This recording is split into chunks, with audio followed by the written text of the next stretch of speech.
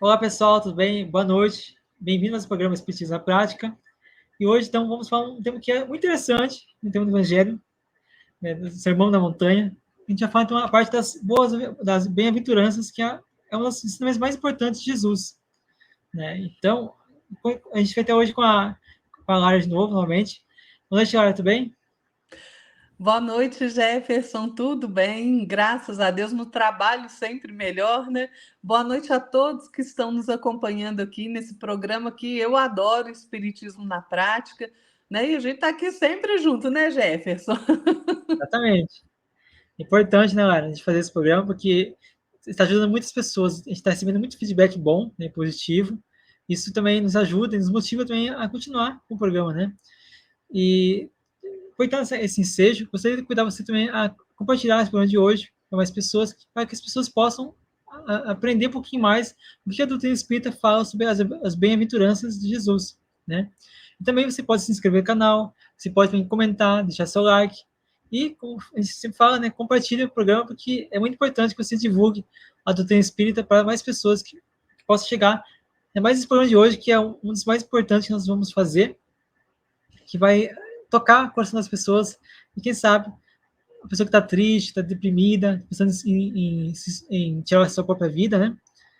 Quem sabe a gente consiga tocar o coração delas através de você sendo um instrumento de Deus, um instrumento de Jesus na vida dessa pessoa, cooperando para que a vida continue, a vida prossiga, mais bem-estar possível, mais alto nível de felicidade e alegria. Então, pessoal, como já falamos hoje, né, a gente vai falar sobre a bem-aventuranças. Gostaria de saber da Lara, então, o que você pode falar da Lara, da primeira bem-aventurança, o que é bem-aventurança? É, primeiro, né, Jefferson, vamos entender o que que são as bem-aventuranças, né? Porque elas estão, é a primeira parte do Sermão da Montanha, né? E o Sermão da Montanha está lá no Evangelho de Mateus 5 até o 7, e está também no Evangelho de Lucas, né? No capítulo 6. Gente, o Sermão da Montanha é assim, é o fundamento, praticamente, né, é a parte fundamental do ensinamento de Jesus, né? E é uma das passagens mais icônicas do Novo Testamento, né? Porque assim, tem uma série de princípios morais, dos ensinamentos de Jesus que nos influenciam, né? Nós que somos cristãos, nos influencia até hoje, né? Influencia a nossa ética, o nosso lidar com o outro, né? Influencia o nosso exercício da espiritualidade, e tem sido assim durante, né, ao longo dos séculos. Então, o Sermão da Montanha, ele é um conjunto de instruções, na verdade, né, que Jesus proferiu, né? A gente pode até falar um conjunto de bênçãos, né, que Jesus proferiu para nós. E lá no capítulo 5, especificamente, né, em Mateus, que o Sermão da Montanha está de 5 a 7. O capítulo 5, o versículo 5 ali, ele é é ali que está as bem-aventuranças, né? A parte inicial do Sermão da Montanha. As bem-aventuranças, gente, essa parte do Sermão da Montanha, o Sermão do Monte, né? Na verdade, ela é assim um hino, né? De compaixão, de amor, né? Para todos nós que somos sofredores, né, gente? Porque nós sofremos, né? E as bem-aventuranças, elas oferecem para nós a esperança de dias melhores, né? Mas a gente só consegue compreender as bem-aventuranças de verdade se a gente compreender, né, a reencarnação, se a gente compreender que a vida continua, né? Então, assim, quem são aquelas pessoas a quem Jesus se dirige, né? Falando das bem-aventuranças, somos todos nós que somos, às vezes nos sentimos oprimidos, né? Sentindo o peso das provações, que ficamos cansados, né? Desse estado de luta que é realmente um planeta de provas e expiação. né? Então, assim, através das bem-aventuranças, Jesus traz para nós esse, esse sentido que nós vamos encontrar no nosso íntimo de tranquilidade, de paz, de serenidade, de equilíbrio, de compreensão da vida, né? E as bem-aventuranças, gente, elas não se limitam só a consolações futuras. Se a gente compreende as bem-aventuranças direitinho, elas são a realidade que vai se refletir no nosso interior, no nosso íntimo, desde que a gente se identifique principalmente com a humildade, né, com a mansidão, com a misericórdia, com a brandura, com a bondade, né? Então, é realmente muito bonito. Olha, eu vou ler as bem-aventuranças. Vendo Jesus a grande multidão do povo, subiu a um monte. E depois de se ter sentado, se chegaram junto a ele os seus discípulos. E ele os ensinava, dizendo: Bem-aventurados os pobres de espírito, porque deles é o reino dos céus. Bem-aventurados os mansos, porque eles herdarão a terra. Bem-aventurados os que choram, porque eles serão consolados. Bem-aventurados os que têm fome e sede de justiça, porque eles serão fartos. Bem-aventurados os misericordiosos, porque eles alcançarão a misericórdia. Bem-aventurados os puros de coração, porque eles verão a Deus. Bem-aventurados os pacificadores, porque eles serão chamados filhos de Deus. Bem-aventurados os que sofrem perseguição por amor da justiça, porque deles é o reino dos céus. Bem-aventurados sois quando vos injuriarem e vos perseguirem, e mentindo disserem todo o mal contra vós, por minha causa. Folgai e exultai, porque o vosso galardão é grande nos céus, pois assim também perseguiram os profetas que foram antes de vós. Gente, é tão bonito isso, né? É, é tão maravilhosa as bem-aventuranças, né, que a gente sente até uma emoção quando a gente, toda vez que eu leio as bem-aventuranças, ou que eu vou estudar sobre elas, gente, é assim, a gente é tomado por emoção, né? Porque a gente compreender que todos esses sofrimentos, esses padecimentos que a gente passa aqui, se a gente conseguir equilíbrio, se a gente conseguir manter a serenidade, a resignação diante dos obstáculos, né? Superar esses obstáculos, quão grande será a nossa recompensa? Em espírito, não na matéria, em espírito, né? E antes da gente falar de cada bem-aventurança, Jefferson, acho que a gente precisa entender um pouquinho essa simbologia de Jesus, né? Porque, veja, Lucas começa dizendo assim: Jesus, vendo a multidão, subiu a um monte.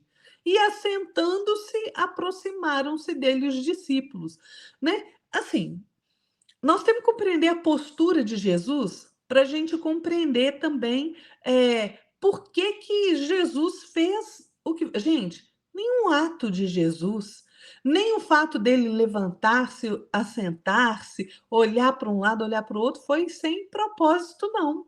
Né? Nós temos que compreender isso direitinho. Então, assim, quando Jesus fala assim, quando fala que subiu a um monte, subir a um monte é você se elevar.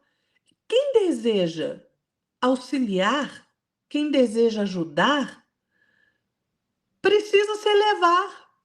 Porque como é que eu vou ajudar se eu estou rastejando o charco? Não tem jeito.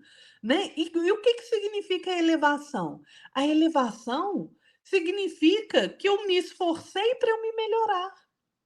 E toda elevação, ela requer de nós que nós tenhamos segurança, porque nós vamos falar com autoridade, mas sem perder a humildade. Foi isso que Jesus fez. Quando ele sobe ao monte, Jesus está mostrando assim: olha, tá vendo o esforço? O esforço vale a pena. Você andar, se esforçar, ir para frente, vale a pena, né? Porque ele se coloca ali acima, e é isso que a gente faz quando a gente se eleva, a gente se coloca numa posição acima, mas com humildade, né? Compreendendo aquele lugar que a gente está. E aí sim ele fala no nível de entendimento daquelas pessoas que estavam ali e que precisavam de esclarecimento, né? Então, assim, nada é por acaso, né? Jesus se coloca num estado vibracional para que ele possa atingir de maneira melhor as pessoas que estavam ali. E isso é uma coisa maravilhosa. A gente tem que compreender. Gente, olha, quando lá no Livro dos Espíritos, Kardec pergunta, né, se a gente tem quem é o nosso exemplo, quem que a gente pode seguir, o que os espíritos respondem? Vocês têm o melhor exemplo, Jesus. Então nós temos que analisar Jesus não só pelos seus ensinamentos, mas pela sua postura. Porque aí nós vamos compreender, começar a compreender realmente quem é este ser maravilhoso a quem nós chamamos de mestre, porque ele é o nosso guia, né? Então, quando Jesus, Lucas coloca assim, né? E abrindo a boca os ensinava. Gente, a boca, o que é a boca? É um instrumento, a ferramenta de manifestação da palavra, né? Então, assim, os ensinos de Jesus, o que ele falava, ele distribuía ali consolação, amor, entendimento, né? Ele estimulava cada um a pensar, a raciocinar naquilo que ele estava fazendo só através da palavra, né? Gente, eu fico imaginando, né? Assim, se a gente encontrasse Jesus, né? Se é que a gente não encontrou e renegou ele lá no passado, né? Mas eu fico pensando assim: façam esse exercício de vez em quando. Eu faço. Pensem que vocês estão ali, cara a cara com Jesus. Vocês imaginam o tamanho do amor? Né? Quando Paulo fala assim, o amor do Cristo nos constrange, é exatamente assim, porque a força do amor dele, gente, é imensa. Vocês imaginem ele ali falando para aquela multidão sobre as bem-aventuranças. E falando, ele não escreveu, ele não gravou um CD, ele não escreveu um livro, né? Ele falou, ele simplesmente utilizou da palavra e todo o magnetismo que ele tinha era colocado ali na palavra para que ficasse, mesmo depois que ele não estivesse mais aqui na matéria, para que a gente tivesse conhecimento através ali do que os seus discípulos aí sim escreveram, que a gente tivesse conhecimento dos seus ensinamentos. E por que ele usou a palavra? Porque a palavra ilumina, a palavra convence, né? A palavra converte as pessoas. Por quê? Porque ela penetra na nossa consciência, né? Ela sonda o nosso coração. Gente, não tem nada que detenha a palavra. Por que vocês acham que a gente está vivendo no mundo de hoje essa tentativa de cerceamento de palavras, de pensamento, de você falar o que você pensa? Justamente por isso. Porque a palavra tem muita força. A palavra é a verbalização do que você sente e pensa. Então, nós temos que prestar atenção naquilo que sai da nossa boca, né? Aí vamos lá para as bem-aventuranças, né, Jefferson? A primeira qual que é? Bem-aventurados os simples, porque deles é o reino dos céus. Por... Gente, bem-aventurado, o que é bem-aventurado? É o feliz. Jesus está falando que nós vamos ser felizes se nós formos simples, né? E simplicidade não quer dizer, gente, miséria. né? Simplicidade quer dizer humildade, né? Você precisa ser humilde, você precisa compreender a sua situação onde você está para você melhorar, né? Jesus não está falando simples por falta de inteligência. Não é isso que ele está falando. Ele está falando dos humildes. Sabe por quê, né, Jefferson? Muitas pessoas aí que têm uma inteligência muito proeminente, né? Principalmente a gente vê isso aí na classe da ciência, né? Cientistas e tal, mas que acham que a sua inteligência é superior a todas. E quando a gente acha isso, a gente acaba renegando até Deus, que é a inteligência suprema, né? Então, assim, a gente tem que prestar atenção para a gente não cair nessas armadilhas, né? Quando Jesus fala que o reino dos céus é do simples, é porque não será concedida a nós a entrada no reino dos céus sem que nós tenhamos simplicidade em nosso coração, sem que nós tenhamos humildade, sem que o nosso espírito seja humilde. Não tem jeito. Ó, gente, imagine a pessoa ignorante. Ignorante no sentido de falta de conhecimento, né? Porque ignorante é falta de conhecimento. A gente tem que deixar as coisas claras ultimamente, né, Jefferson? Imagine a pessoa que é ignorante e aquele mais sábio. Mas o ignorante é humilde, o sábio é soberbo. Eu não estou falando que todo sábio é soberbo, tá, gente? Estou dando esse exemplo. Aquele ignorante que tem menos conhecimento, mas é humilde de coração, é simples de coração, ele entra no reino do céu.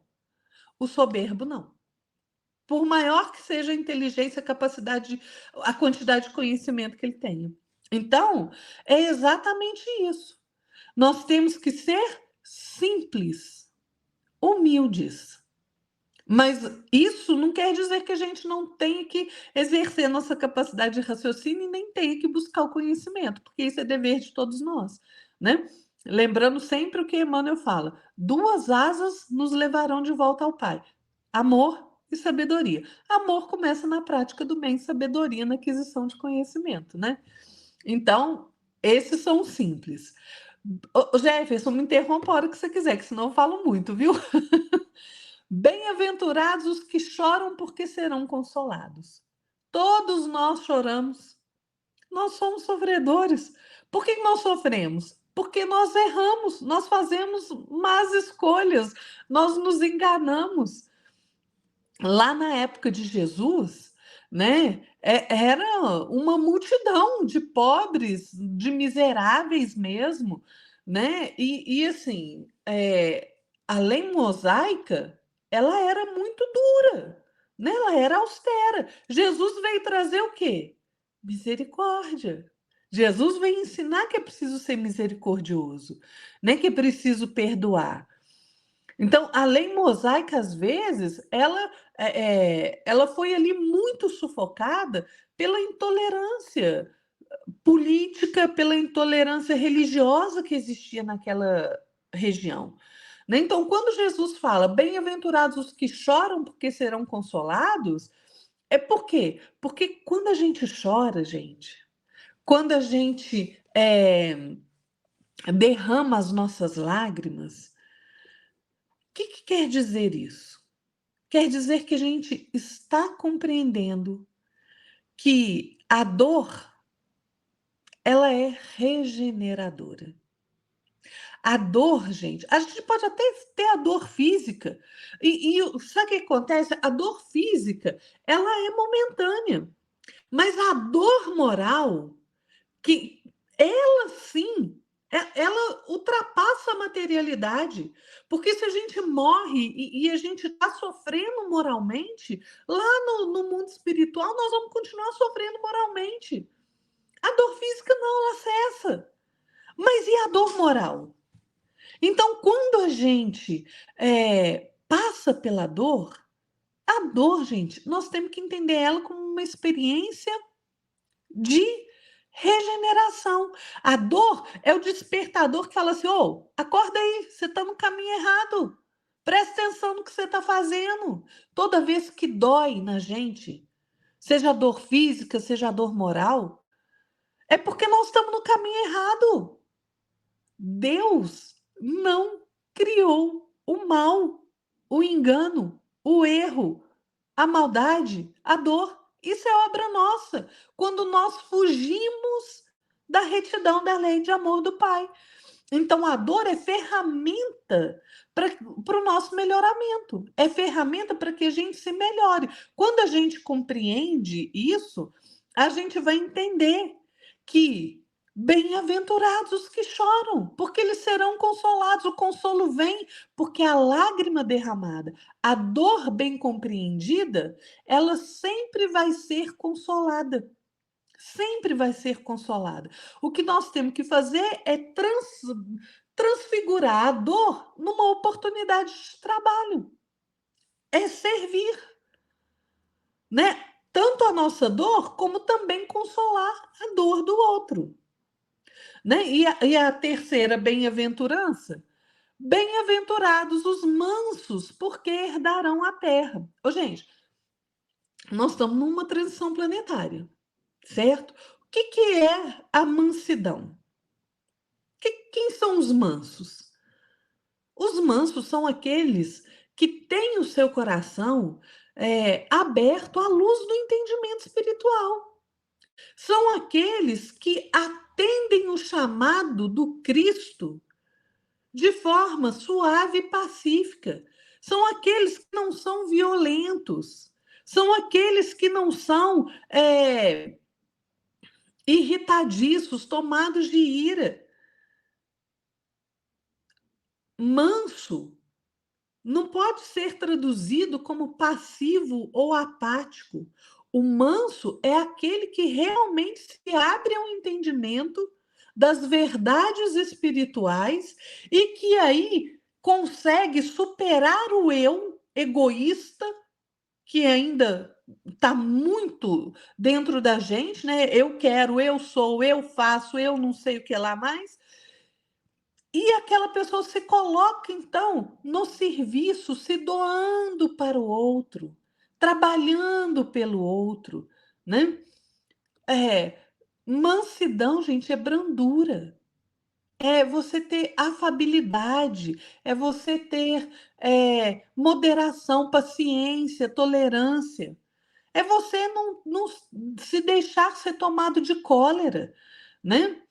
Então, quem vai herdar a terra? Aqueles que forem mansos, aqueles que estão abertos ao entendimento das leis de Deus, que estão abertos às claridades espirituais, aqueles que não se deixam tomar mais pela violência, pela ira.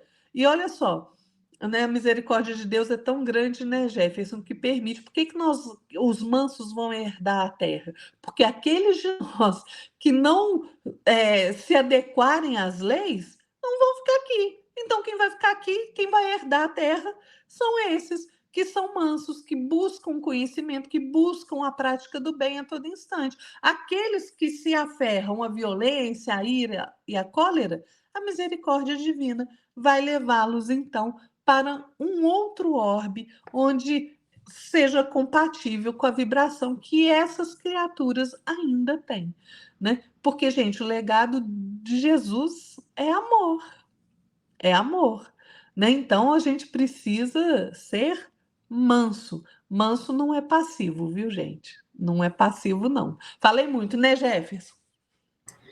É que o tema também, né, Laura? O tema é bem muito interessante, porque a gente se empolga falando, que é algo assim que nos traz alegria, nos traz esperança, né? E antes de fazer meus comentários, queria fazer só uma pequena observação, que talvez algumas pessoas ainda não conhecem a doutrina espírita ou o ensino de Jesus. Pode ser que ela leia os 4 evangelhos, né, e vê cada um falando de uma forma diferente, né? Tem uns que vai falar bem-aventurados os pobres, mansos, pacíficos, outros pode ser pacificadores. Então tem algumas alterações, né, algumas palavras que são modificadas, são alteradas, mas o contexto da palavra, do estudo, né, o contexto da mensagem é a mesma, né? Que as pessoas vão fazer a tradução e algumas editoras vão mudando uma coisinha ou outra, mas é importante a gente não ligar muito para se há sinônimos que falam a mesma palavra, né? Mas é importante a gente entender o contexto do conteúdo da mensagem, né? Então, vamos lá, então. É interessante que a questão das palavras de Jesus nas bem-aventuranças deve ser para nós um fio de esperança, um fio de é uma sabedoria que a gente está adquirindo através daquelas palavras que Jesus vem falando nas bem-aventuranças. Por quê? Porque a gente, além de a gente estar se abastecendo de esperança, está também se abastecendo de sabedoria. Jesus é a sabedoria máxima que do meu ponto de vista, né, aqui na Terra, porque não tem ninguém mais sábio, não há nenhum outro mestre que não seja Jesus. Tanto é que ele fala, né? Eu sou o caminho, a verdade e a vida, ninguém vai ao Pai senão por mim, né? Então, o Jesus, ele diz assim, ó, que nós temos que ter calma, ter paciência, aguardar o tempo, não ser ansioso, não querer que as coisas sejam do dia para a noite, aconteça do dia para a noite. Não, calma. A gente tem que tranquilizar o coração, porque se nós estamos com dificuldades, estamos com problemas, estamos enfrentando empecilhos ou uma aprovação, uma expiação, é importante que nós saibamos e compreendamos o seguinte: amanhã é um novo dia, amanhã talvez aquele problema da sua vida vai ser solucionado, vai ser extirpado da sua vida. Então, é importante que nós entendamos que a esperança e a fé são nossas velas, nossas luzes, nossas chamas de esperança, de Jesus, nossa vida, nosso coração. E falando sobre a questão da mensagem da bem-aventurança, é interessante que o 5.3, né, em Mateus, peguei a versão de Mateus, né, que eu gosto muito de Mateus, né, Mateus e João são os que eu mais gosto, né. Então, Mateus fala o seguinte: bem-aventurados os pobres de espírito, porque deles é o reino de Deus. Ou tem outras traduções que é reinos dos céus, né? O Espiritismo nos esclarece o seguinte, que os pobres de espírito não se refere à condição financeira, não se refere à posição social da pessoa, mas da humildade, como a Lara falou, da simplicidade.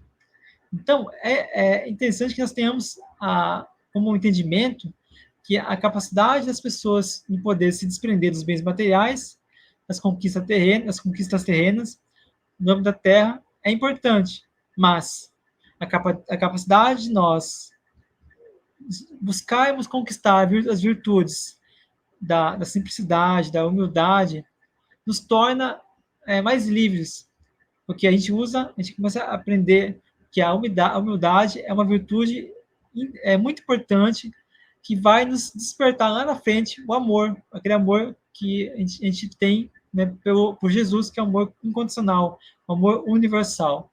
Então, a questão, né, que Jesus fala de o reino dos céus ou o reino de Deus pode ser equiparada, né, aos planos vibratórios.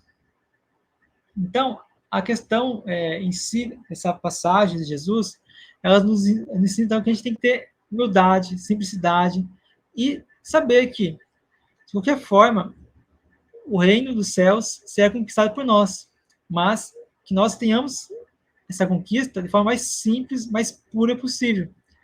Porque se a gente não vai conquistar o reino dos céus, ou seja, planos vibratórios mais elevados, enquanto a gente não extirpar de nós mesmos as nossas imperfeições, aquele lodo que a gente carrega junto conosco, que a Lai gosta de falar como as pedras que a gente carrega na mochila, né? Então temos que extirpar isso aí.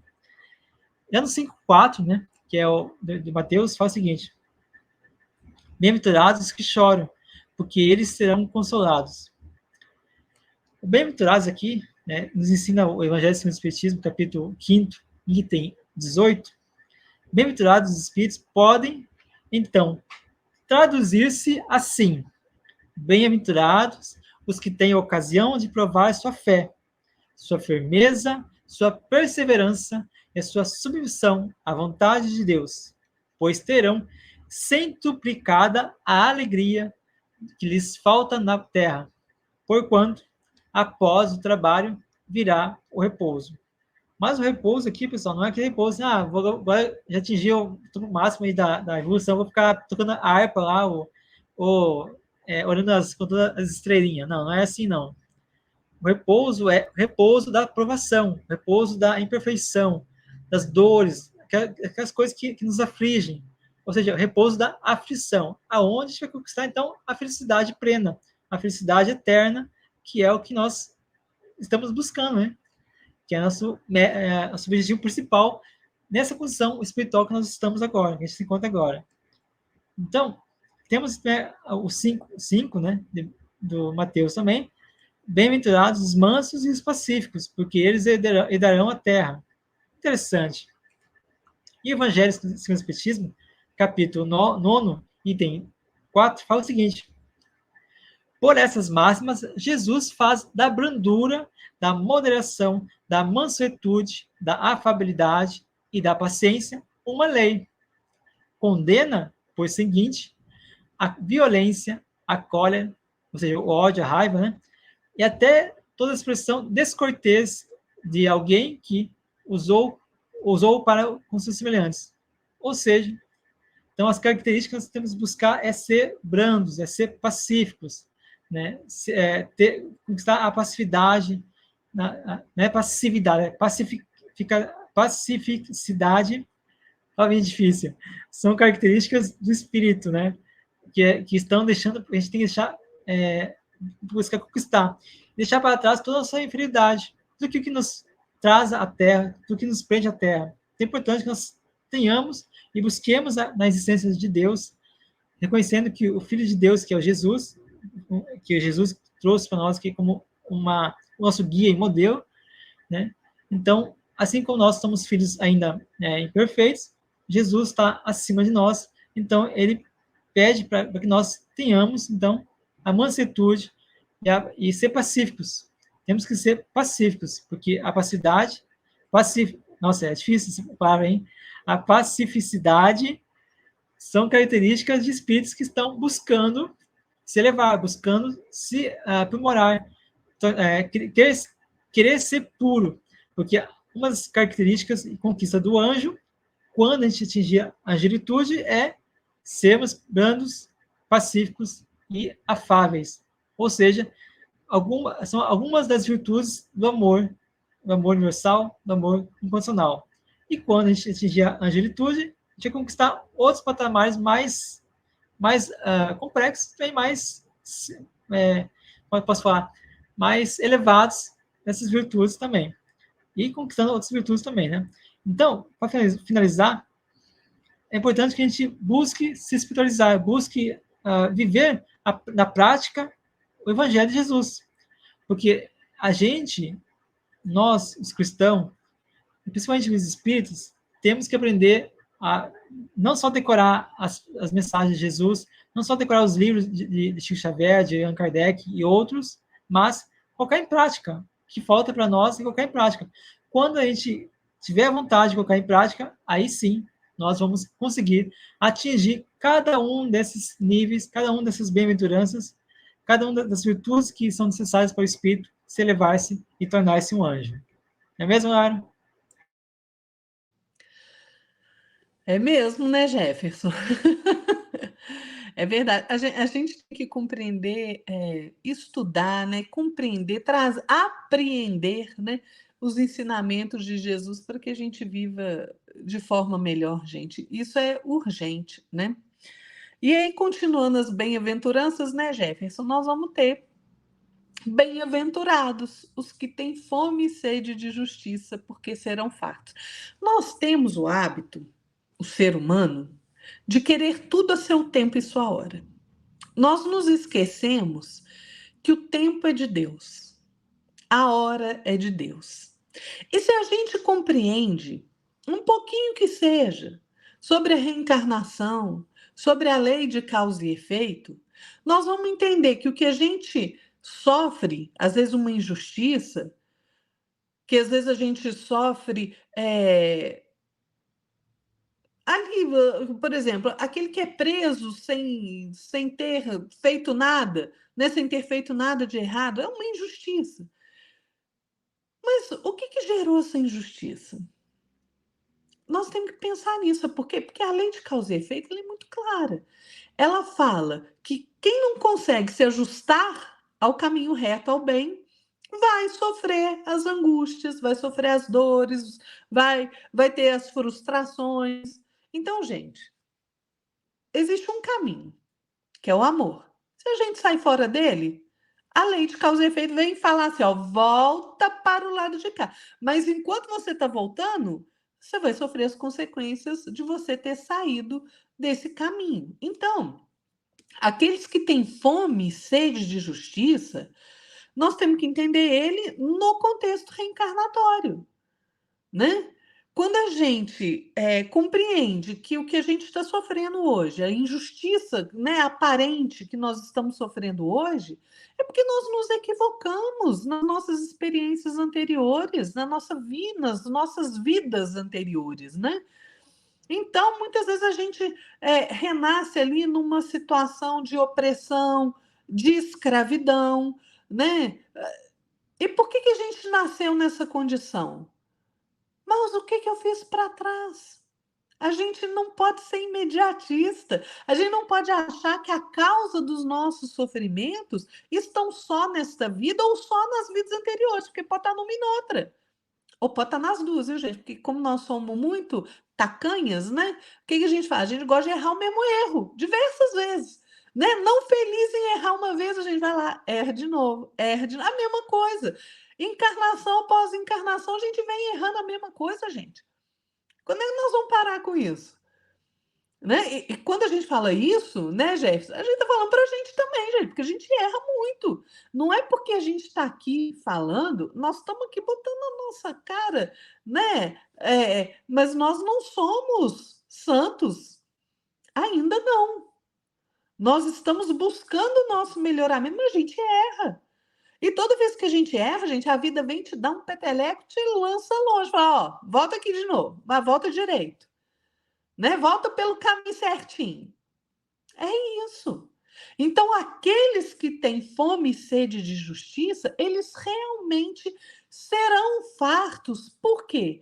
Porque eles irão se reajustar à lei de amor do Pai. Eles, todos nós, vamos compreender em algum momento que a justiça divina é tão maravilhosa que ela permite que nós mesmos possamos nos reajustar à sua lei, possamos reajustar a nossa caminhada, né? Então, é muito interessante quando a gente compreende isso, porque a gente sabe que o nosso sofrimento de hoje, a injustiça que nós estamos sofrendo hoje, que a gente acha que é injustiça, tem uma causa. E a causa é justa, porque Deus é justo, né? Então, a gente não pode fugir disso. Os nossos sofrimentos, eles decorrem dos desvios que nós cometemos no caminho, né? Então, a gente sofre. O sofrimento é o quê? Uma advertência.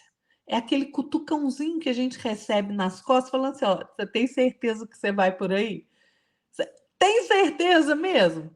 Aí a gente é teimoso e vamos. E aí a gente quebra a cara, né? Com uma alegria danada, né? E depois a gente quer chorar? Não. Então vamos compreender que o sofrimento que a gente passa, né? Ele tem uma causa. E nós seremos, quando a gente compreende isso, nós mesmos teremos fome de justiça. Por quê? Porque se a gente quer uma vida feliz, a gente tem que compreender que a gente tem que se reajustar à lei divina. Então a gente pede, Senhor, por favor, me deixe voltar numa nova encarnação sofrendo aquilo que eu fiz o outro sofrer. Isso é a justiça de Deus, né? É você corrigir o seu caminho. E Deus permite isso, né? Então nós seremos fartos da justiça quando a gente realmente compreender isso, né? E isso, gente, acende uma esperança no nosso coração, né? Porque a gente consegue equacionar a lei de causa e efeito, a gente consegue equacionar o nosso sofrimento e a gente consegue perceber que pelo nosso próprio esforço nós conseguimos nos melhorar. E aí a gente vai sim alcançar a situação de estarmos fartos de justiça, né? A outra bem-aventurança, né? Bem-aventurados os misericordiosos, porque alcançarão a misericórdia. Ô, gente, Vamos lembrar da oração de São Francisco. O que São Francisco fala na oração? O que ele fala para nós?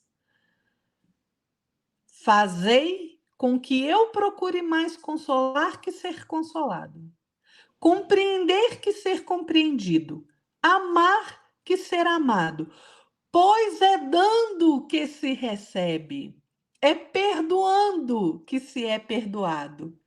Então vejam, se eu não tenho misericórdia para com o outro, como é que eu quero ter misericórdia de Deus? Como é que eu posso pedir misericórdia? Olha que bem-aventurança mais perfeita. Bem-aventurados os misericordiosos, porque alcançarão misericórdia. Não tem jeito de eu ficar ali pedindo a Deus diante dos meus erros. Ah, Senhor, misericórdia, misericórdia, eu errei. Aí vem alguém que errou comigo e fala: olha, me perdoa. Não, perdoa, não. Não perdoa. Como é que eu vou alcançar o perdão?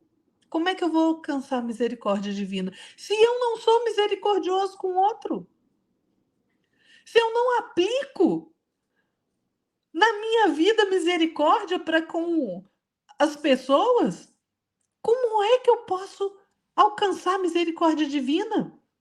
Misericórdia, gente, é complemento da brandura. Se eu não for misericordioso, eu não consigo ser brando e nem consigo ser pacífico. Por quê? A misericórdia consiste no esquecimento da ofensa, da dívida. É o perdão. Então, olha, vamos tomar a oração de São Francisco. Se eu quero alguma coisa, eu primeiro preciso ofertá-la. Se eu quero amor, eu preciso amar primeiro, né? Se eu quero perdão, eu preciso perdoar primeiro. Se eu quero misericórdia, se eu peço a Deus a misericórdia, eu preciso oferecer a misericórdia ao outro. Se eu não me compadecer das pessoas, Emmanuel fala isso no livro Consolador.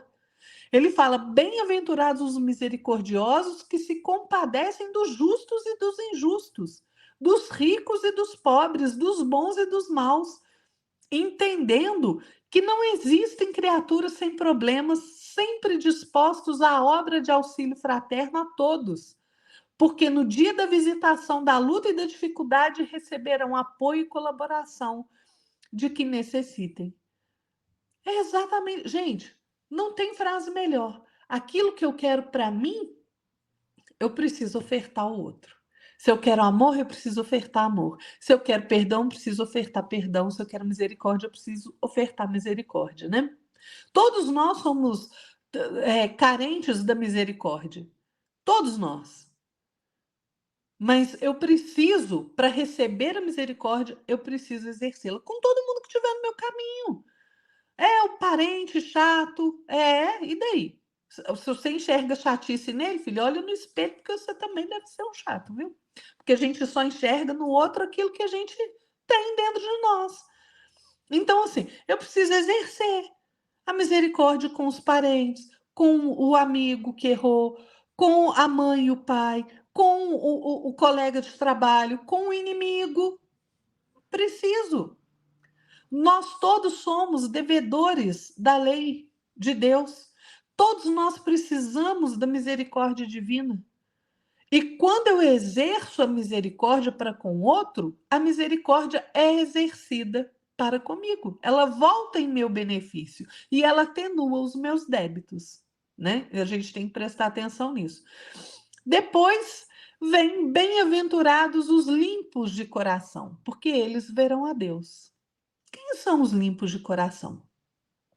Imaginem vocês aí na sua casa, vocês têm uma mesa aí, uma mesa de metal, ou a geladeira, né, de metal, a portinha ali do micro-ondas, quando ela tá limpinha ali, brilhante, né, que você passou ali o limpa-vidro ali, passou aquele produtinho ali para deixar ela brilhante, ela não reflete melhor? Você não consegue, às vezes, até usar a portinha do micro-ondas ali como espelho? Pois é. Limpo de coração é aquele que não tem mancha moral. Do mesmo modo que a mesinha vai refletir melhor se ela estiver limpinha, eu refletirei mais Deus, mais ainda a luz divina, se eu estiver limpo. Como é que eu me limpo? Eu tenho que fazer o esforço de me purificar, ué. E a gente faz isso através das reencarnações. Esse é o nosso objetivo, a santificação, a purificação. Nossa, Lara, tem que virar santo? Tem, criatura. Sabe por quê? Sabe o que é virar santo? É você se melhorar.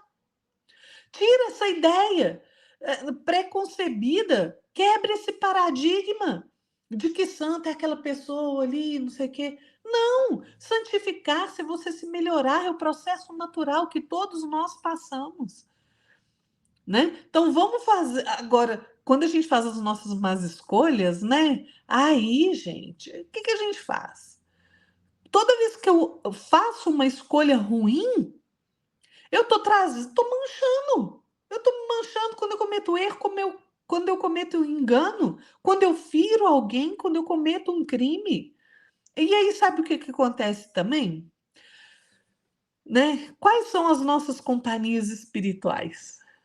Porque elas me ajudam a refletir também, gente. Então, quando eu faço escolhas ruins, né, utilizando mal e porcamente o meu livre-arbítrio, eu vou estar angariando companhias espirituais ruins. É a lei da afinidade. Então, eu preciso fazer com que meus sentimentos e meus pensamentos se limpem, se tornem melhores, porque aí minhas atitudes vão ser melhores. Se a minha atitude é melhor, eu vou conseguindo me purificar, né? É exatamente isso. O limpo de coração é aquele que consegue projetar a claridade daquilo que ele sente, daquilo que ele pensa, em toda e qualquer situação. Por quê? Porque o limpo de coração, gente, ele sempre vai encontrar no outro a melhor parte, ao invés de ficar apontando erro. Ele vê em tudo a melhor parte. E encontra a melhor parte em tudo. Então vamos nos limpar os nossos sentimentos, faz uma faxina aí no seu coraçãozinho, na sua mente. Fica livre desses pensamentos aí que não são bons. É isso que a gente tem que fazer, né? Essa bem-aventurança é a bem-aventurança da faxina. Do mesmo jeito que a gente faxina em casa, a gente tem que faxinar nosso coração, nossa mente, nosso espírito. É a limpeza que a gente tem que promover em nós mesmos para que nós possamos refletir da melhor forma possível a luz de Deus. Falei muito de novo, né, Jefferson? Tranquilo, Lara. E acho interessante, né, que a gente está abordando esse tema, né, e vai surgindo novas ideias, novos pensamentos, a gente pode implementar junto, né. Então, isso é o dinamismo, né, que o Evangelho de Jesus nos traz. A gente cria... Eu mesmo penso assim, né, pego uma passagem de Jesus, leio, estudo e medito sobre ela. Aí, eu incluo isso aí comparando, né, uma solução de uma problema que eu tenho, uma solução de uma coisa que eu tenho dificuldade. Soluciono a dificuldade, resolvo o problema, e lá na frente eu leio de novo, mesmo capítulo, mesmo trecho, mas consigo resolver outro problema que é totalmente diferente disso. Isso eu acho interessante no Evangelho de Jesus, né? Bem versátil, né? Então, eu gostaria também de fazer essa próxima passagem, né, bem-aventurança, mais no sentido de agora, né? Uma Lara já abordou a reencarnação, eu ia falar sobre a reencarnação também, uma Lara já falou, eu vou pular essa parte, vou para a parte mais do agora, né? Diz então Mateus 5:6, capítulo 5, versículo 6. Bem-aventurados que têm fome e sede de justiça, porque eles serão fartos. Jesus, então, menciona, né, que a gente teria um tempo na nossa evolução, já evolutivo, onde nós temos fome e sede de justiça.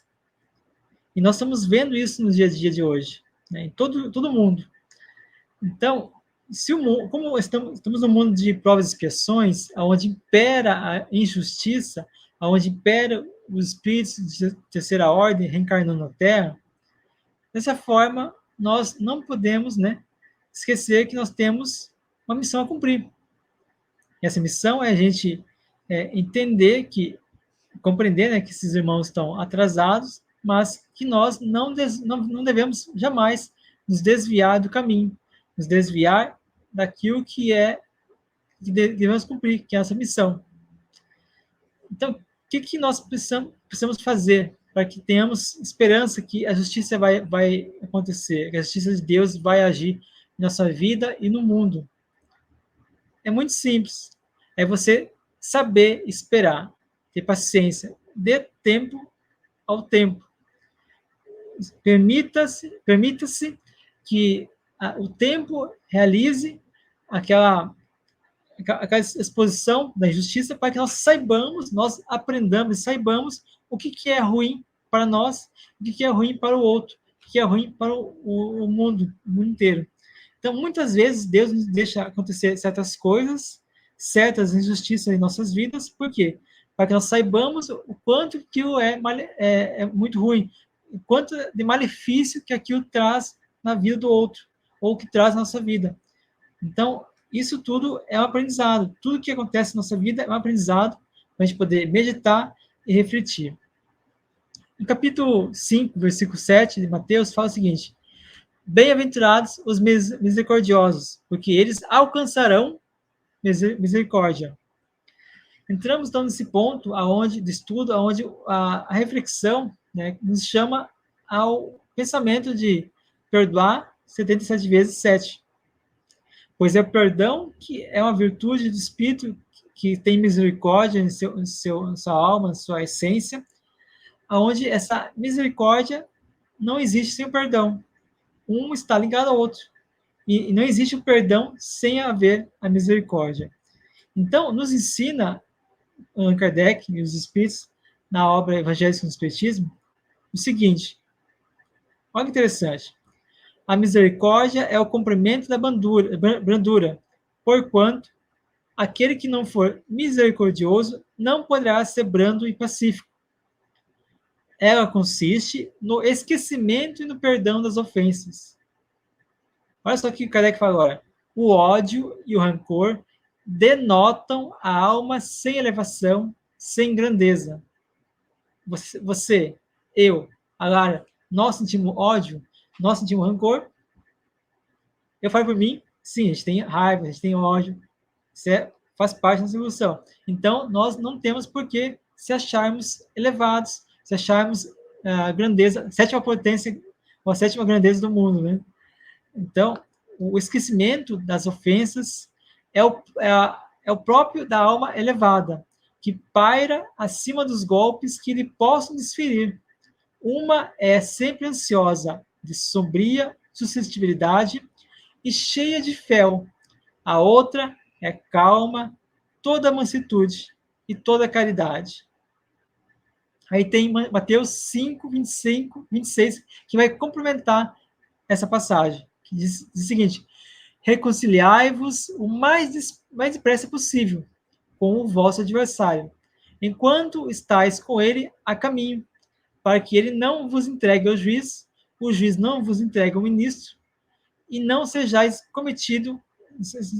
metido na prisão.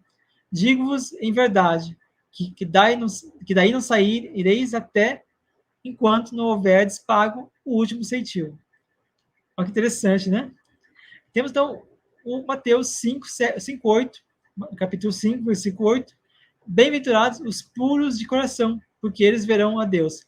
Lembrando que eu fiz uma observação anteriormente, que cada evangelho, né, cada tradução, cada editor, desculpa, ela impõe, às vezes, um sinônimo diferente. A Lara falou, bem-aventurados os limpos de coração, aqui, nessa tradução que eu tenho, essa editora que eu tenho, é puro de coração. Então, é a mesma coisa, pessoal. Diz o seguinte, Evangelho capítulo 8, Evangelho segundo o Espiritismo, capítulo 8, item 3. A pureza do coração é inseparável da simplicidade e da humildade. Exclui toda ideia de egoísmo e do orgulho. Lembrando que o orgulho e o egoísmo são as duas chagas que nos faz cair em tentação, que nos faz vibrar e viver a imperfeição aqui na Terra. Segue então Kardec. Por isso é que Jesus toma a infância como um emblema dessa pureza, do mesmo modo que a tomou como o da humildade. Por fim, para encerrar esse comentário, capítulo 8 do Evangelho segundo o Espiritismo, item 3 também. Adiante. O espírito, pois, enverga temporariamente a túnica da inocência, e assim Jesus está com a verdade quando, sem embargo da da inferioridade da alma, toma a criança por símbolo da pureza e da simplicidade. Isso aí, Laura. Pode dar continuidade, próximo item da bem-aventurança. Agora é um polêmico, né? Porque, na verdade, a gente vê algumas traduções em que traz bem-aventurados os pacíficos, né? Mas a tradução correta, conforme várias pessoas estudiosas, né, das linguagens antigas, ali do grego copta, do hebraico, o que acontece? Até o professor Severino Celestino, né, ele já escreveu um livro exatamente sobre esses erros de tradução da Bíblia e que fazem diferença, né? Então, não é pacífico, é pacificador. Bem-aventurados os pacificadores, porque eles serão chamados de filhos de Deus. Por quê? Porque tem uma diferença entre pacífico e pacificador, não são a mesma coisa. Pacífico é aquele que preza pela paz, né? É aquele que é ali é afeito à paz, né? Agora, pacificador é diferente. Pacificador é aquele que, além de ser pacífico, ele trabalha, ele age em favor da paz, ele faz o que é necessário para que a paz se estabeleça, né? O pacífico, muitas vezes ele pode ser tomado como passivo, como falta de atitude, né? Ah, paz e amor, né? A gente não é assim. O pacificador, ele é ativo, ele é atuante, ele trabalha sempre.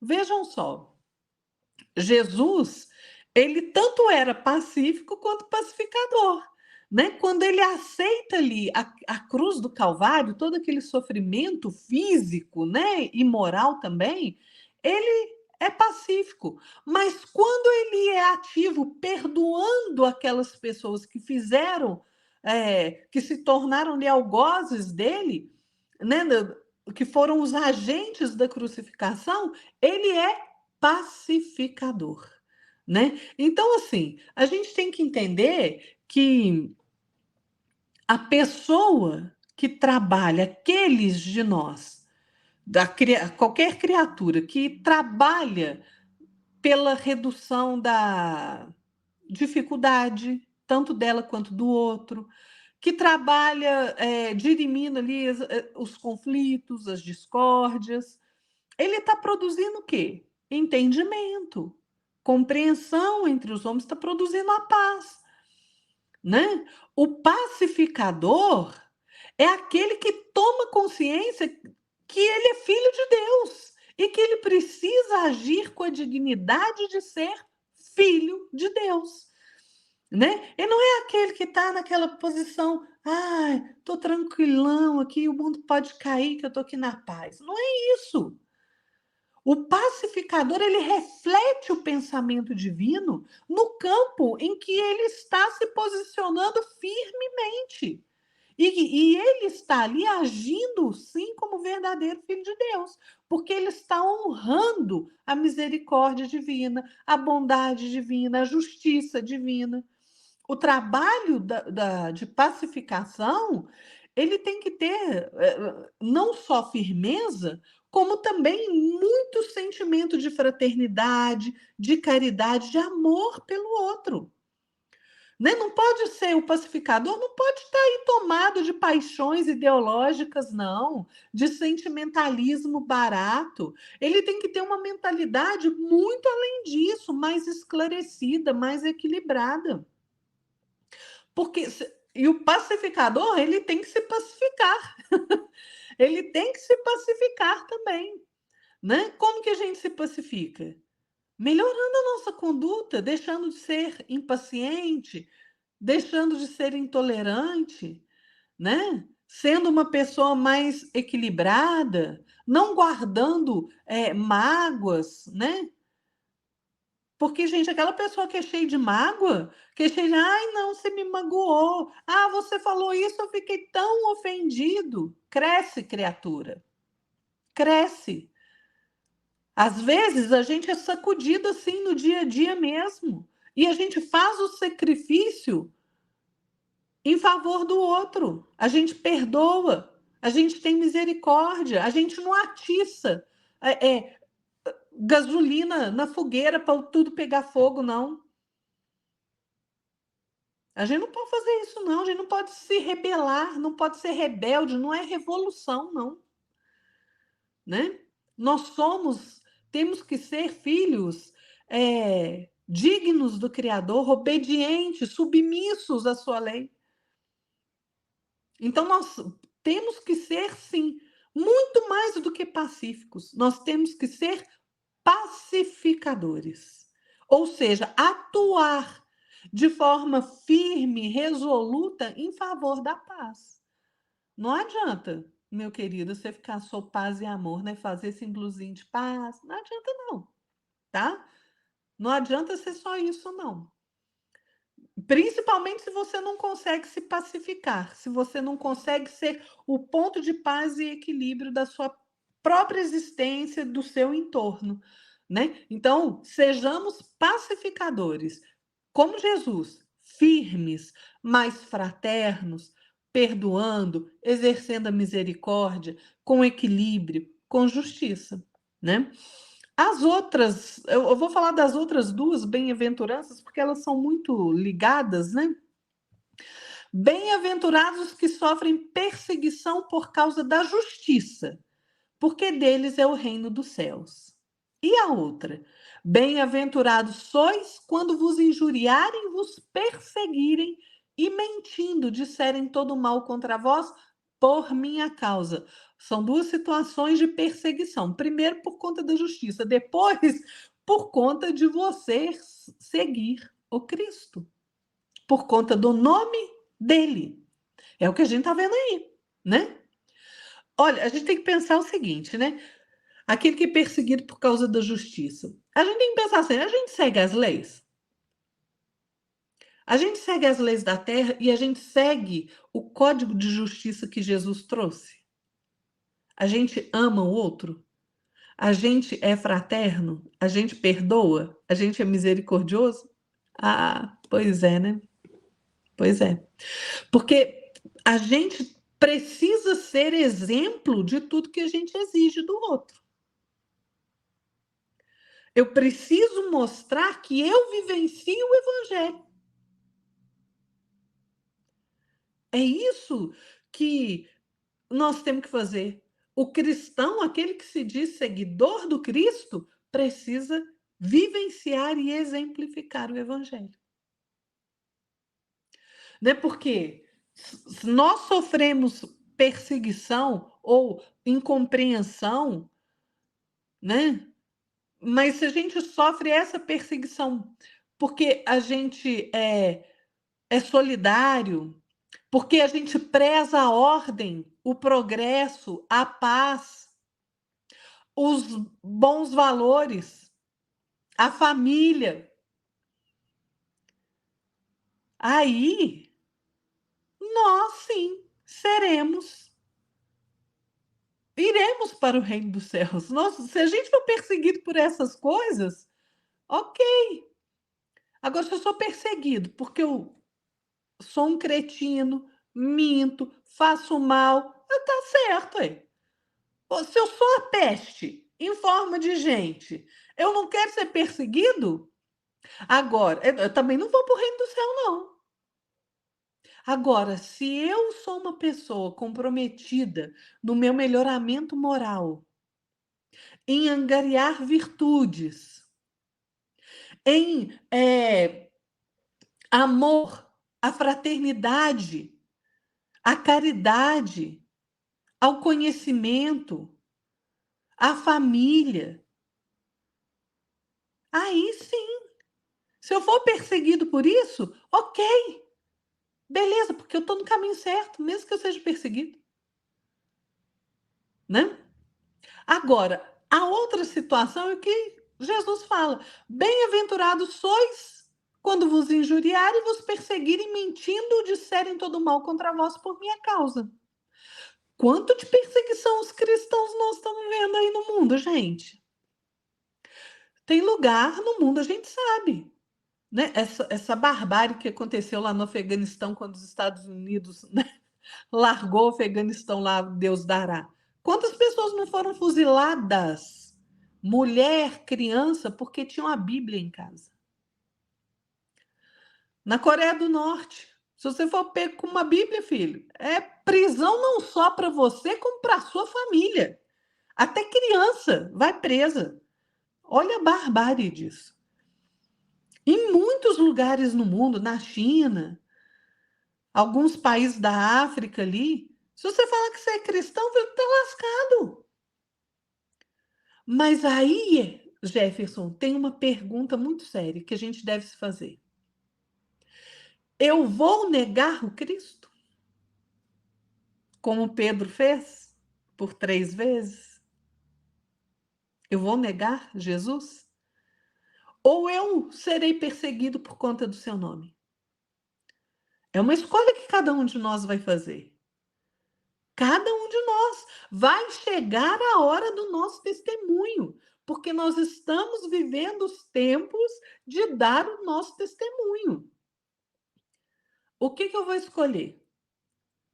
Se alguém chegar para mim e falar assim: você é cristão? Não, não sou não. Quem é Jesus? Nem conheço. Ou você vai falar: sou cristão. Então você vai morrer. Morro. Nós vamos ter essa firmeza? Vamos ter essa firmeza? Eu não lembro em qual país foi há pouco tempo. Não sei se foi na China ou na Coreia, ou se foi num outro país, eu não me lembro agora. Mas a história é o seguinte: tinha um cristão lá, um pastor, a maioria ali, eu não lembro agora a religião que era, mas ele foi preso por evangelizar, né, as pessoas.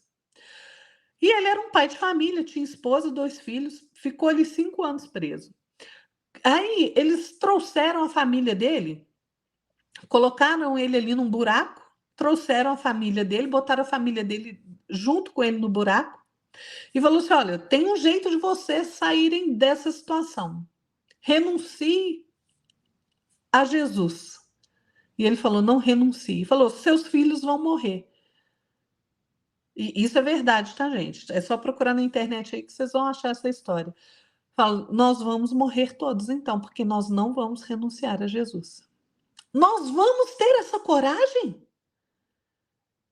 Mesmo que não seja na ponta de um fuzil, que seja nos recolhendo à prisão pela nossa fé, por seguirmos o Cristo, a gente vai ter que pensar nisso, gente. Qual será a nossa atitude? Qual será a nossa atitude? Nós temos que pensar muito nisso, viu, Jefferson? Essa é uma pergunta que a gente deve fazer. Nós que nos dizemos cristãos, nós renegaremos o Cristo, o Mestre Nazareno? Ou nós colocaremos a nossa posição com firmeza e aceitaremos a perseguição, que já está acontecendo em várias partes do mundo, no mundo todo, até mesmo no Brasil, né? É isso aí, né, Jefferson? É verdade, olha. É muito interessante as palavras que você colocou. E como a gente passou um pouquinho do tempo, até peço para o pessoal desculpas, porque esse tema realmente ele Esse é tema é extenso, extenso. e então, às vezes faz parte, né? Quem está querendo trabalhar, querendo vivenciar o Evangelho de Jesus, não tem que cuidar muito o tempo, né? Tem que viver o tempo, viver com sabedoria e com ensinamentos. Então, eu acho muito interessante o que você falou, porque será que a gente quer renegar, eu até diria assim, né? Negar ou renegar Jesus mais uma vez? Porque quem diz que a gente não viveu lá na época de Jesus, a gente não torceu para que soltasse Barrabás? Então, é uma coisa que a gente tem que pensar, né? E se a gente está aqui ainda, se a gente se sente inferior, uma condição inferior, espírito ainda com muitas imperfeições, muitos problemas, é porque a gente ainda não está vivendo Jesus. Se a gente não está vivendo Jesus, de certa forma, está ainda lutando para que a gente, entre Jesus e as coisas materiais. Então, é uma coisa que tem que se pensar. Mateus, capítulo 5, versículo 9, fala o seguinte: bem-aventurados os pacificadores, porque eles serão chamados filhos de Deus. Então, eu só queria complementar o que a Laura falou. É o seguinte: reconhece-se um verdadeiro pacificador naquela pessoa que apresenta uma obra com bons frutos, que tem ali as suas atitudes, suas ações, seus pensamentos, sua conduta, os seus hábitos, o seu dia a dia é voltado para as boas coisas, voltado para as coisas que ele vivencia, ele prega e vivencia. É diferente daquela pessoa que fala uma coisa e faz outra. Assim como é aquela pessoa que faz e segue aquilo. Então, o que nós precisamos usar é aprender a usar o bom senso também, porque o amor que Jesus nos dispensa para nós, é um amor que vai nos fazer crer que a paz não está no outro, mas está em mim. Eu começo o movimento da paz. É o que eu venho falando sempre, né? Muitos de nós esperam que o outro resolva os problemas do mundo, para que só então eu possa me modelar, só então eu possa me transformar até certo ponto, né? Modelando ao novo mundo, aquele mundo de paz. Então, temos que sair dessa bolha, né? A gente precisa viver a paz em nós mesmos. Temos que buscar ser a paz, para que possamos, assim, então, ajudar o mundo. Então, é o que eu sempre falo, né? Capítulo 5, Mateus 5, versículo 10, fala o seguinte: bem-aventurados os que sofrem perseguição por causa da justiça, porque deles é o reino dos céus. E Jesus nos diz, nessa passagem, né, que um dia nós seremos perseguidos e entregues ao carrasco, para que possamos dar testemunho da nossa fé, a confiança no Criador. Então, quando nós queremos justiça, onde o mundo hoje ele é injusto, logo nós, espíritos, né, que estamos ainda evoluindo, convivendo com espíritos muito atrasados, muito primitivos, eles fazem com que a gente se escandalize aonde eles já são escandalizados. Simplifico essa frase. Muitas vezes, o mal causa escândalo para que os bons se escandalizem, saiam do seu equilíbrio, saiam do seu caminho e se escandalizem também. Eu vejo, né? Infelizmente, eu vejo muito nas redes sociais irmãos espíritas, irmãos cristãos que são pessoas boas, têm uma boa conduta, mas se desequilibram com certas notícias, com certas coisas que não precisava, que o Espiritismo já nos ensina que nós temos que ter fé, confiança, paciência, ver no outro, amar o próximo como, assim, como a nós mesmos, ver no outro uma criatura, um ser humano que ainda está em evolução, que ainda está errando. Se ele erra, você também erra, a gente também erra. Então, é necessário que a gente tenha esse pensamento. E no capítulo 5, versículo 11, Mateus, fala o seguinte: Bem-aventurados sois vós, quando vos injuriarem e perseguirem e mentindo, falarem todo mal contra vós por minha causa. Aqui, o que a Lara falou, eu não me atrevo a falar mais nada, porque o que a Lara falou está correto. Mas eu queria acrescentar que nós temos que dar nosso testemunho de fé, dar testemunho, nossa confiança em Deus. É isso que nós precisamos fazer. É isso que nós precisamos buscar. Então, Lara, se você puder fazer as considerações finais. O meu obsessor particular. Faço sim, Jefferson. Gente, assim, o Sermão da Montanha como um todo, e particularmente as bem-aventuranças, né? Elas são ali um roteiro seguro de orientação espiritual, orientação moral, né, para todos nós. E nós temos que entender que esses ensinamentos que Jesus trouxe, eles eles não estão circunscritos ali no tempo e no espaço daquela época, não. Eles são atemporais. Em todo momento da nossa vida, ele serve para tudo. E esses ensinamentos do Cristo, eles nos incentivam a buscar um outro caminho, a buscar o caminho do amor, do perdão, da fraternidade, da justiça, no nosso dia a dia. Não é só no momento que eu vou na casa espírita, na igreja, onde quer que eu me ligue, né? Onde qualquer que seja a religião. Não, é no nosso dia a dia. No nosso dia a dia. E o Jefferson, lá atrás, ele falou uma coisa interessante, Jefferson. Você falou assim, isso parece, né, que quanto mais a gente vai estudando ali, a gente vai percebendo que algumas coisas estão ligadas, e sim estão, né? As virtudes, elas estão sempre interligadas, interconectadas. E é isso que Jesus mostra no Sermão do Monte, nas bem-aventuranças, né? A gente tem ali a humildade, a misericórdia, o amor. E cada virtude, gente, que a gente vai conseguindo angariar na nossa caminhada, elas vão se acumulando à medida que a gente vai progredindo. E elas vão ali formando um caminho seguro para o nosso próprio crescimento, para a nossa própria evolução. As bem-aventuranças, elas dizem para nós da importância da compreensão da vida no futuro.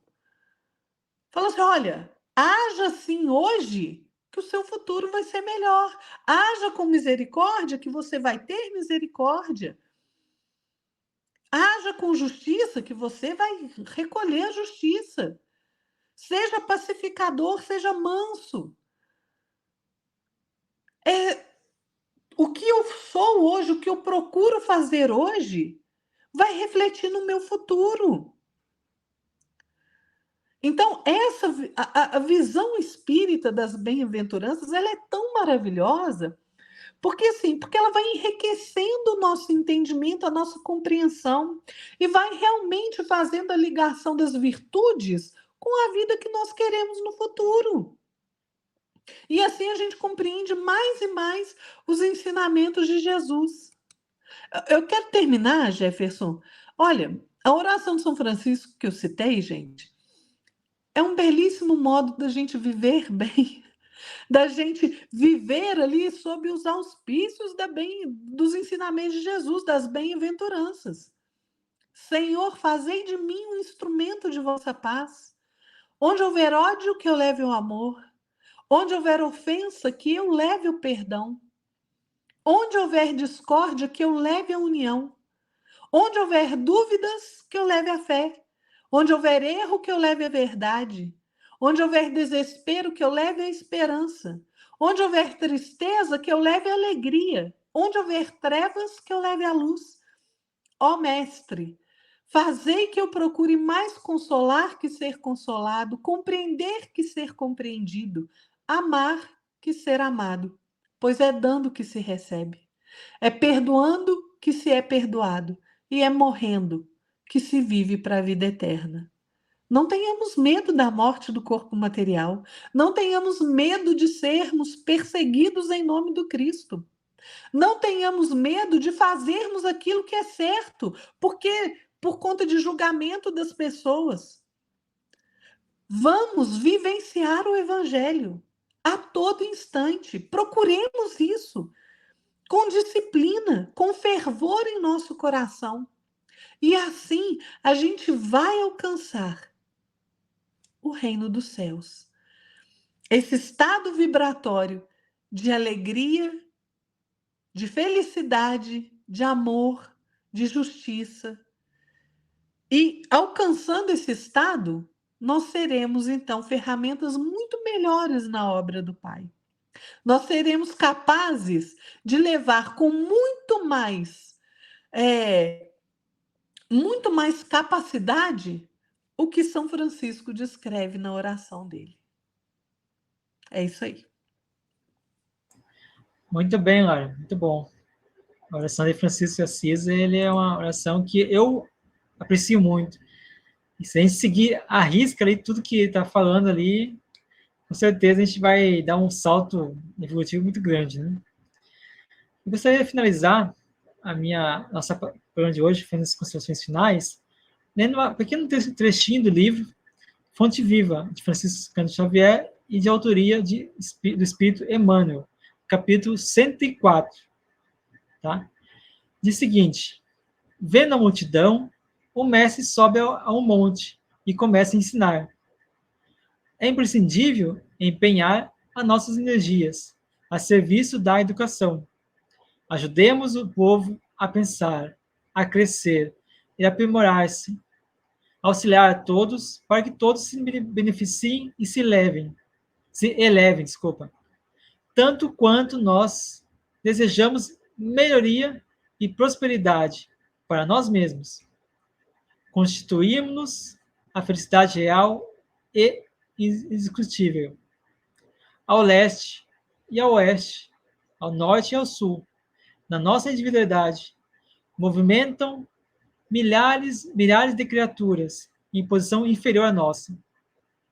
Estendamos os braços, alonguemos o coração e irradiemos o entendimento, fraternidade e simpatia, ajudando-os.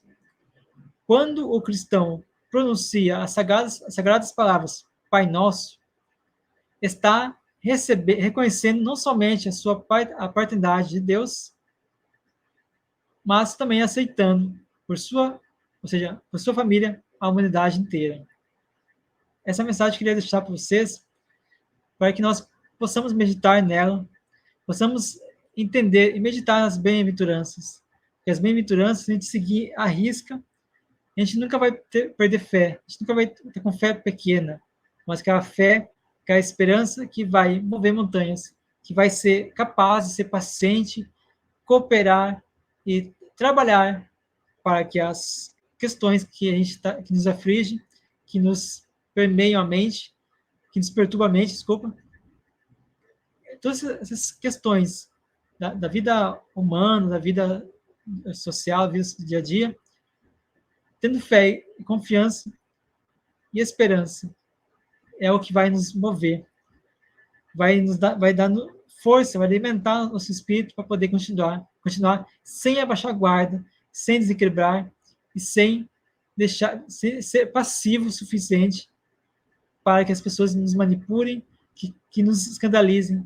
Então é preciso que nós aprendamos a colocar a letra, a vivificar a letra, viver a letra no dia a dia, nosso pensamento, nossa conduta, nossas ações, nossas reações, em todas as atitudes que a gente tomar, em tudo que a gente for fazer, em tudo que a gente for receber dos outros. Então era isso. Então, cara, a gente fez o programa de hoje, fizemos considerações finais. Gostaria que você fizesse um convite para o pessoal assistir o seu programa Espiritismo e Vida. Também, se você quiser acrescentar alguma coisa a mais, fica tranquilo aí. Jefferson, só agradecer, né? A gente e agradecer a paciência das pessoas também, né? Porque a gente ultrapassou um pouco o tempo aí, mas é porque realmente, né, a gente se empolga, a gente se anima a falar ali das bem-aventuranças, porque, gente, é como eu sempre falo, né? Os primeiros ouvidos a ouvir são sempre os nossos, né? Então, e às vezes as pessoas, eu já recebi esse comentário, falando assim: ah, Lara, às vezes você é firme, enfática demais, né? Sou. Sabe por quê? Porque firmeza é para comigo mesmo, né? Eu tenho que ser firme comigo para que eu não saia do caminho, né? E quando eu sair, que eu retorne rapidamente. Então, né, é assim mesmo. Mas a gente vai sempre, né, com bom humor e porque alegria, porque, gente, sem alegria, né? Cabisbaixo ali, carrancuda, a gente não vai a lugar nenhum, né? E falando também, gente, do programa, né? Toda quarta-feira, às 19 horas, Espiritismo e Vida.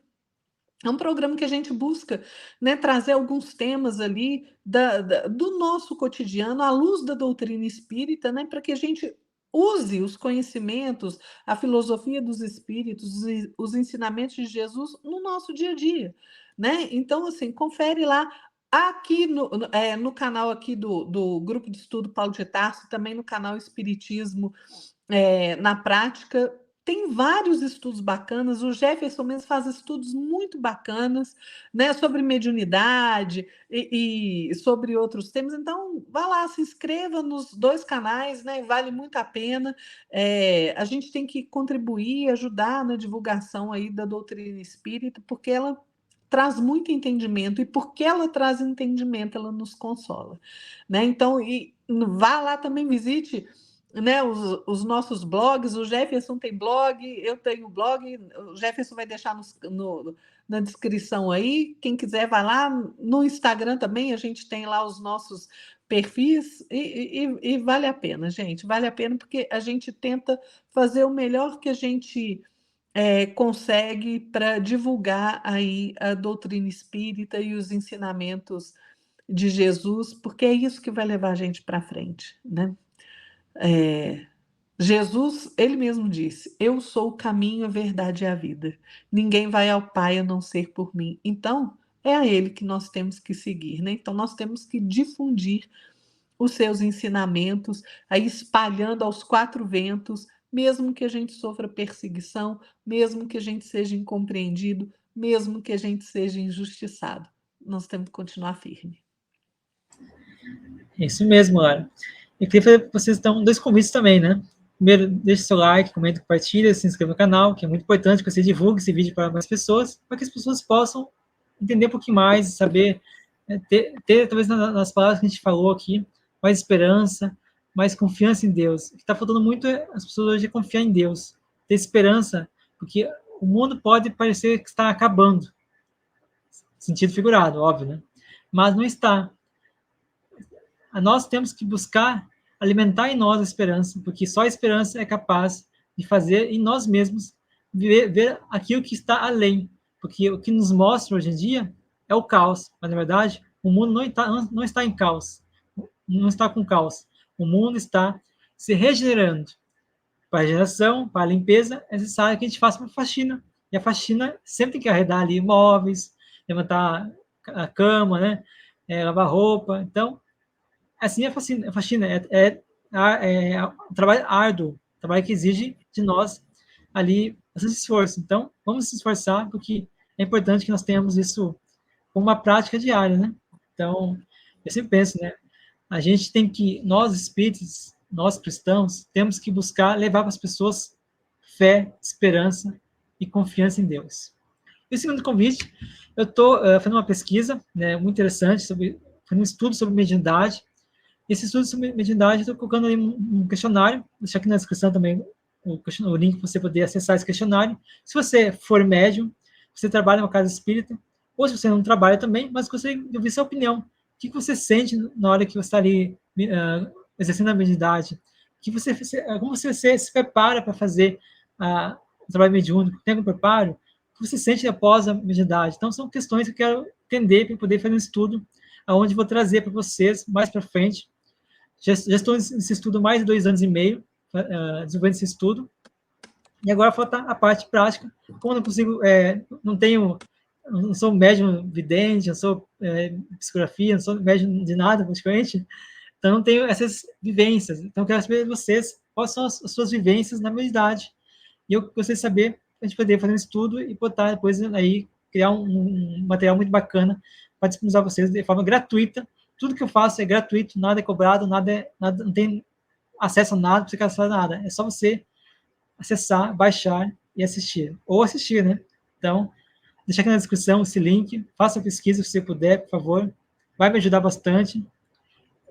Conhecer a sua opinião, conhecer a sua vivência diante da atividade do exercício da mediunidade. Então, pessoal, muito obrigado a todos pela presença. Obrigado, Lara, por mais essa oportunidade de aprendizado, mais oportunidade de confiança no nosso canal, nosso trabalho, nosso projeto. E eu desejo para você, Lara, e para todo mundo, um ótimo final de semana, finzinho de final de semana, e um ótimo início de semana. Boa noite, Lara.